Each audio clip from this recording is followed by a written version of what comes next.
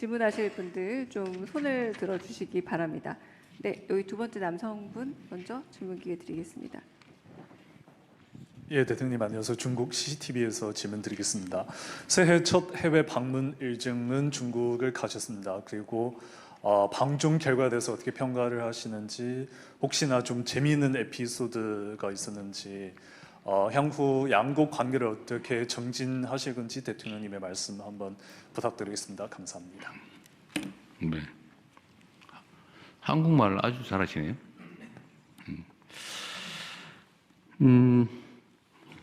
제가 이제 작년 취임한 이후에 외국 정상들을 만난 게 한 50개국 된다고 그래요. 맞나 모르겠네. 뭐 그렇다고 그래요. 뭐 이래저래 뭐 만난 게. 그 중에 이제 시간을 가지고 긴 시간을 가지고 정상회담을 한 경우는 그리 많지는 않죠. 이번 방중에서 시진핑 주석과 회담은 참 유익했다고 생각합니다. 그리고 방중 과정에서 중국 정부가 매우 잘 준비해서 이렇게 환대해 준 것들이 우리 대한민국 국민들께서도 다 목도를 했고, 또 중국 인민들도 함께 본 장면인데, 양국 간의 관계 개선에 큰 전기가 됐다고 생각합니다. 뭐 여러 가지 현안들이 있긴 한데, 뭐 국가 간에 좋은 측면만 있을 수는 없고 갈등적 요소도 분명히 있죠.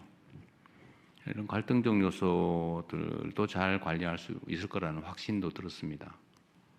그리고 양국 간의 관계의 새로운 설정을 통해서 중국에게도 한국에게도 모두 도움이 되는 협력 방안도 얼마든지 만들 수 있겠다는 생각이 들었습니다. 뭐 여러 가지 면이 있죠. 경제 협력도 있겠고요. 외교 안보 분야의 협력도 중요합니다. 뭐 신뢰도 계속 제고해 나가야 되고, 예를 들면 지금 협의 중인 우리 황해에서의 수색 구조 합동 훈련 뭐 이런 것도 저는 해야 된다고 생각해요. 그리고 어떤 일이 벌어질지 모르는데, 그래서 군사 안보 분야의 협력도 신뢰 제고도 가능하게 됐다는 생각이 들고, 또 문화 교류나 또 관광 등을 통한 인적 교류도 매우 지평이 넓어졌다고 생각이 됩니다. 뭐 에피소드가 뭐 특별히 있을까? 여러분이 다 보신 장면이어서 물론 뭐 비공개된 것들도 있긴 합니다만, 저는 뭐 시진핑 주석께서 그 중국의 경제 발전, 사회 발전에 큰 성과를 냈고, 또 뛰어난 지도자라는 생각을 하게 됐습니다. 생각하는 것보다, 일반적으로 보여지는 것보다는 매우 인간적이고, 생각보다 농담도 잘 하시고, 아주 좋은 정상회담이었다고 생각합니다. 네, 해외 언론인 한 분만 더 제가 질문 받겠습니다. 앞에 여성분, 네.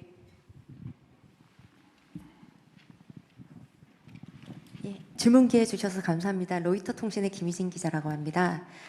지금 북한과의 대화가 전혀 이루어지지 않고 있는데, 이 평행선을 달리고 있는 와중에 이제 대통령님만의 어떤 전략이 있으신지, 그리고 그 중에서 그 한반도 비핵화에 대해서 미세한 조절이나 어떤 변화도 한 번쯤 고려를 해보실 수 있으신지 궁금합니다. 네. 감사합니다. 남북 관계는 참 어려운 상황이 됐습니다. 지금도 이제 무인기 침투 문제 때문에 좀 소란스럽습니다. 북한 입장에서는, 저 북한이라고 하면 참 싫어하더군요. 북측에서는 이 정권이 교체됐는데도 이 무인기가 또 날라왔더라. 이거 뭐냐? 말로는 뭐 대화, 소통, 협력, 평화, 안정 얘기하면서 뭐 이 사실은 공식적으로 못하니까 이제는 민간인 시켜서 몰래 또는 아니면 뭐 직접이든지 뭐 이렇게 하는 거 아니냐.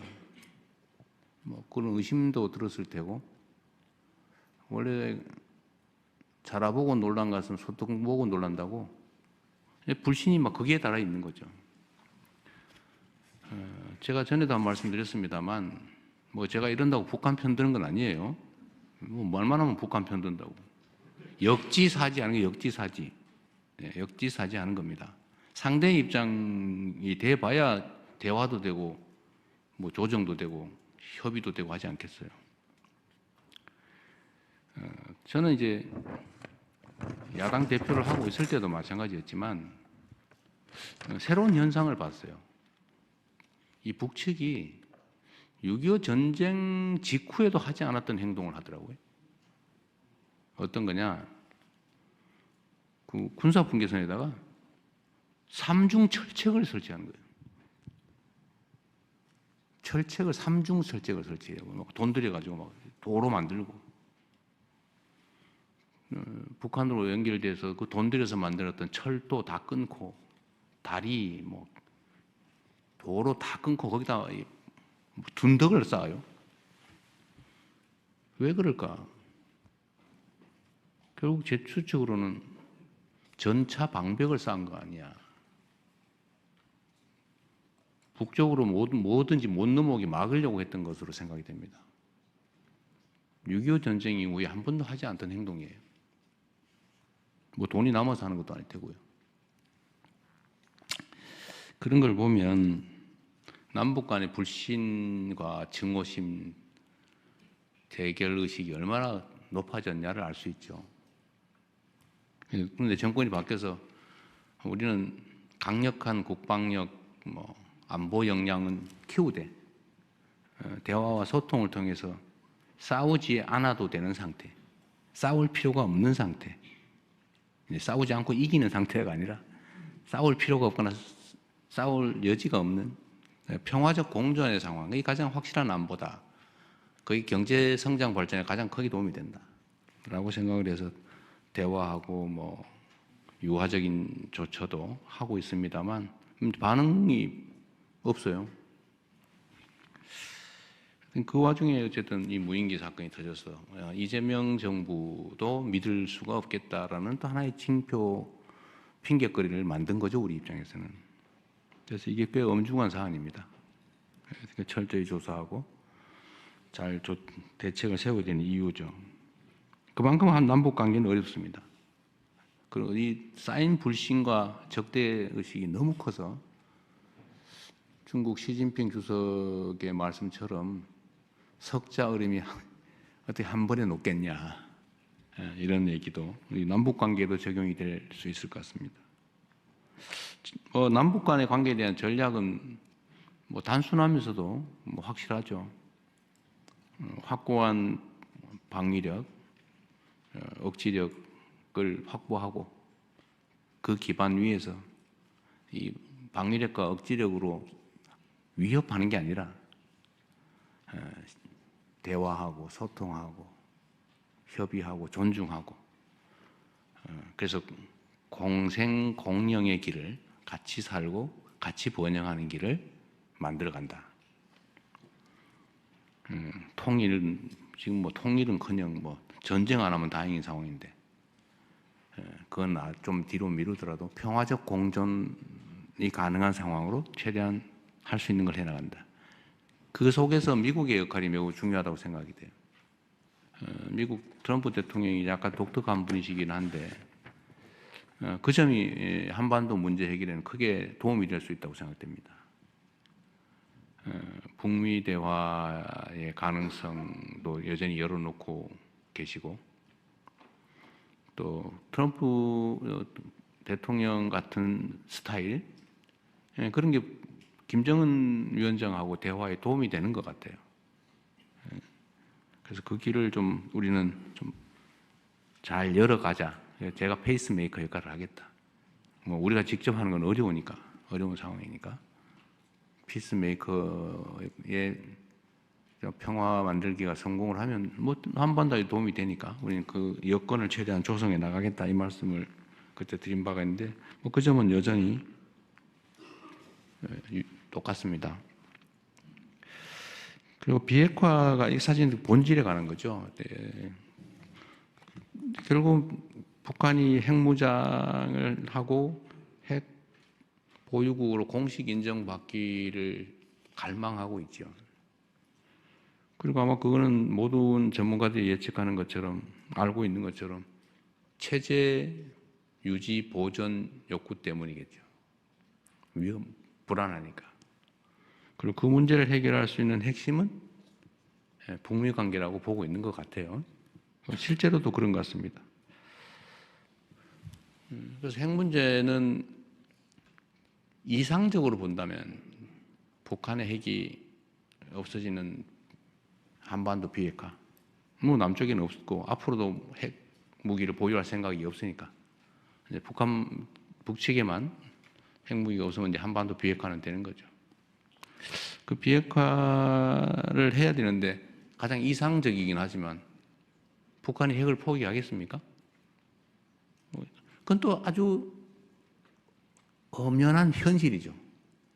엄연한 현실과 바람직한 이상. 이 두 가지는 쉽게 공존하기 어렵죠. 그럼 이 상태로 보면 계속 갈 거냐? 지금까지 전략은 그랬죠. 기다려보자. 견디자. 이상을 향해서, 이상을 꿈꾸면서 현실을 외면했죠. 결과는 어떻게 됐냐? 핵무기가 계속 늘어나고 있어요. 핵무기가 계속 자라고 있어요. 지금도 1년에 핵무기 10개에서 20개 정도를 만들 수 있는 핵물질은 계속 생산되고 있죠. ICBM 기술도 계속 개선되고 있겠죠. 언젠가는 북한 체제 유지에 필요한 핵무기 체계, 그리고 미국을 포함한 전 세계를 위협할 만한 미사일, ICBM 기술 이런 걸 다 확보를 하고 그 다음에 남으면은 이제 넘치겠죠. 넘친다는 의미를 이해하시겠죠. 해외로 나가겠죠. 국가 밖으로, 국경 밖으로 전 세계 위험이 도래하겠죠. 이렇게 놔두는 게 과연 바람직하냐. 그래서 결국 실용적으로 접근하자라는 게 제 생각입니다. 제가 공개적으로 말씀을 드렸던 것처럼 현실을 인정하자. 그것도 이상을 포기하지 말자. 그럼 현실은 뭐냐? 계속 늘어간다. 제가 트럼프 대통령에게도 시진핑 주석에게도 다 이렇게 얘기했던 똑같은 내용입니다.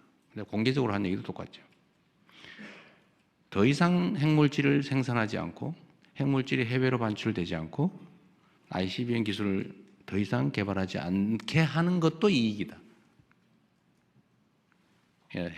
현재 상태 중단하는 것도 이익이다. 이건 현실이다. 아무도 손해보지 않는다. 중단시킨다고. 모두에게 이익이 있다. 그런데 거기에 대해서 일부 보상을 하면서 1단계로 이상은 포기하지 말고 가장 현실적인 거 중단하자. 는 협상을 하자. 다음은 핵 군축하자. 군축 협상하자. 그리고 길게는 비핵화를 향해서 가자. 뭐 체제 보장이 확실하고 관리 비용 많이 들고 그러면 뭐 없을 수도 있겠죠. 근데 그렇게 만들어 가야 되는 거 아니야. 단기, 중기, 장기로. 이 얘기를 저는 이제 정상들을 만날 때마다 하고 있죠. 그리고 이 점에 대해서 또 뭐 그러면 비핵화를 포기하는 거냐, 뭐 비핵화는 뭐고 핵 없는 한반도는 뭐고 왜 말이 다르냐, 뭐 온갖 얘기들이 있죠. 저는 모든 문제는 실용적으로 접근하자는 겁니다. 실제 도움이 되는 방향으로. 그리고 상대가 받아들일 수 있는 걸 해야지. 뭐 절멸시켜서 없애버릴 수 없다면, 현실적으로 존재하는 거라면 그렇게 상대를 인정하고 상방이 받아들일 수 있는 모두에게 도움되는 방법을 찾아가자라고 지금 계속 설득하는 중입니다.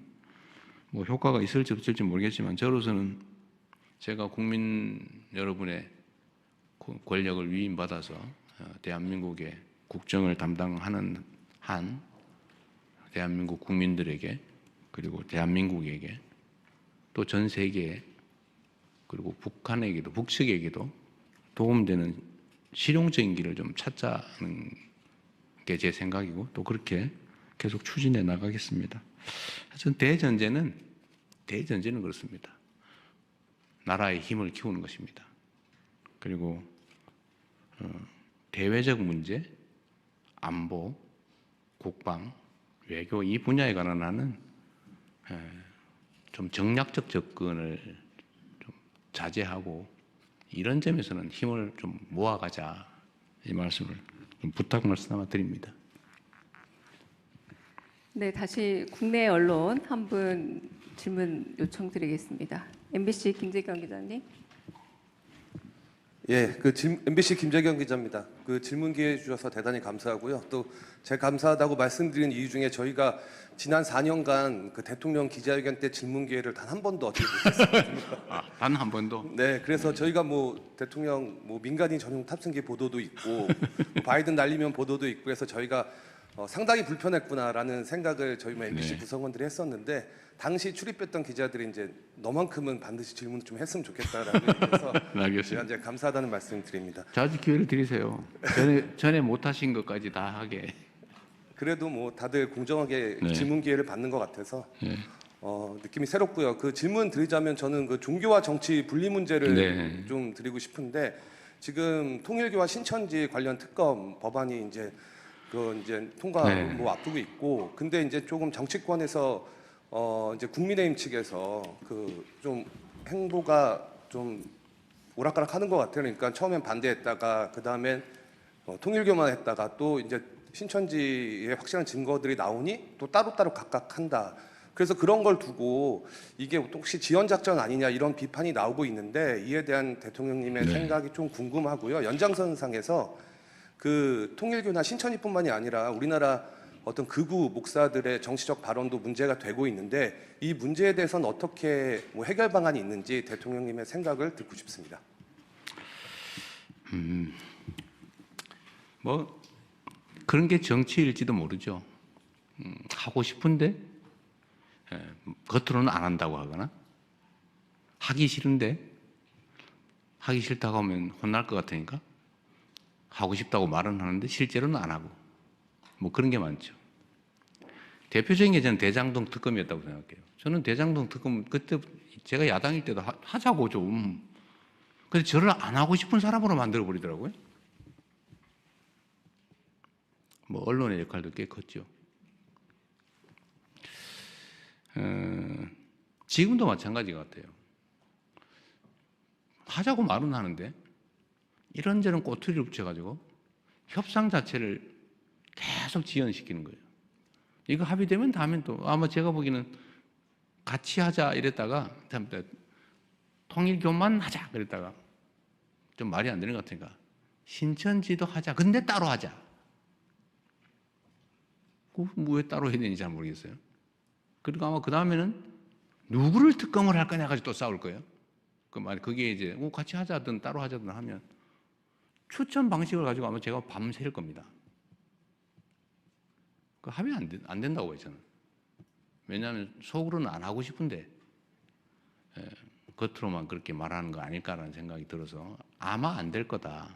그렇다고 이걸 특검을 날치기 할 수도 없잖아요. 속된 말로. 일방처리할 수도 없지 않습니까? 그래서 제가 보기엔 안 될 것 같으니까 그럼 특검 될 때까지 일단 수사해라 라고 제가 지시를 한 거죠. 그것도 뭐 검찰, 경찰이 같이 하면 제일 낫겠다. 왜냐면 뭐 수사권이 어쩌고 뭐 불신도 있고 이래서 어쨌든 많은 사람들이 많은 기관들이 함께하면 그런 남용이나 의심의 여지가 적어지니까요. 그래서 같이 검경 합동으로 하라고 지금 지시를 해서 하고 있는데 뭐 특검 결정이 국회에서 나면 그때 넘겨주면 되니까요. 그렇다고 그때까지 안 하고 기다릴 수는 없죠. 저는 수사를 안 하게 하는 게 목표가 아니었을까 하는 생각이 듭니다. 그러나 그렇게 할 수는 없죠. 이게 지금도 뭐 언론 보도에 나오는 거 저는 뭐 보고를 받지 않으니까 여러분이 쓰시는 걸 주로 보고 있는데 보도 얘기가 하면 오히려 신천지가 오래전부터 이미 정치 개입을 했다고 하는 근거들이 막 나오는 것 같아요. 저는 정교 분리를 굳이 헌법 조문에까지 써놓은 이유가 뭔지를 지금 이 순간에 다시 한번 되새겨봐야 한다고 생각합니다. 대한민국은 종교 갈등이 좀 적은 편이에요. 종교가 차지하는 비중은 크죠. 그리고 어느 한 종교가 압도적이지 않고 뭐 다양하게 공존하는데 종교가 다양하게 공존하면서 충돌하지 않은 나라가 거의 없어요. 이 종교가 다르면 반드시 충돌이 발생합니다. 그 충돌은 해소되지가 않아요. 결국 쪼개지든지 대량 학살을 해서 한쪽이 한쪽을 완벽하게 억압적으로 지배하든지 이렇게 해서 엄청난 사회적 갈등과 비용을 치르죠. 그게 전 세계적인 현상이에요. 그런데 대한민국은 우리 대한민국 국민들의 위대함이기도 합니다. 그런데 이게 만약에 정치에 관여를 하게 된다. 갈등이 격화될 뿐만 아니라 이건 해소되지 않는 갈등으로 발전할 가능성이 많아요. 엄청나게 위험한 상황이 되죠. 그런 것 때문에 종교 분리라고 하는 것들을 명확하게 헌법에 명시했고 나름 종교인들도 몰래 슬쩍 뭐 아니까 뭐 땡땡 의원 찍어주면 뭐 잘하는 것 같아 뭐 이런 정도 했지만 대놓고 조직적으로 하는 경우는 거의 없었죠. 그런데 최근에 거기 현상이 좀 심해졌습니다. 신천지는 뭐 지금 나오는 걸로 보면 아주 오래전부터 최소한 뭐 지금 2000년 초반부터 시작했다는 것 같고 통일교도 그 이후인지 전인지 모르겠지만 하여튼 많이 개입한 것 같고 개신교는 이제 대놓고 조직적으로 잘 하지는 않았는데 최근에 아예 대놓고 조직적으로 하는 경우가 생겨나고 있어요. 심지어는 설교 시간에 이재명 죽여라. 이재명을 죽여야 나라가 산다. 이거 진짜로 그렇게 반복적으로 설교하는 교회도 있습니다. 이재명이 죽어야 대한민국이 산다. 설교 제목이 그런 데도 있더라고요. 이것도 심각하죠. 그 종교적 신념과 정치적 선호가 결합해버리면 양보가 없어요. 이건 나라 망하는 길이죠. 나라가 망합니다. 그래서 이건 반드시 뿌리를 뽑아야 돼요. 조직적으로 종교적 신념을 정치적 도구로 활용하는 것은 허용되지 않는다. 그렇게 하면 제재가 엄정하다는 걸 반드시 이번 기회에 보여줘야 합니다. 원래 그 일부 개신교도 수사해야 되는 거 아니냐는 여러 가지 논란들이 주장이 있었는데 일단 경계가 좀 불분명해서 아니 지금은 놔두고 있는데 아마 뭐 자연스럽게 수사해야 되지 않을까 싶어요. 근데 문제는 지금은 이제 원래 밭갈이 할 때 큰 돌부터 집어내고 그 다음에 자갈 집어내고 잔돌 집어내고 해야지 한꺼번에 다 집어내려면 힘들어서 못 하거든요. 그래서 일단 큰 돌부터 좀 집어내고 다음에는 자갈도 좀 집어내는 단계가 오지 않을까 그렇게 생각합니다. 하여튼 종교 분리 원칙이 깨지는 이런 결코 있어서는 안 된다. 반드시 엄정하게 처벌해야 되고 이번 기회에 저는 법률도 조금 보완해야 되지 않을까 하는 생각도 하고는 있어요. 아직은 뭐 좀 섣부리긴 한데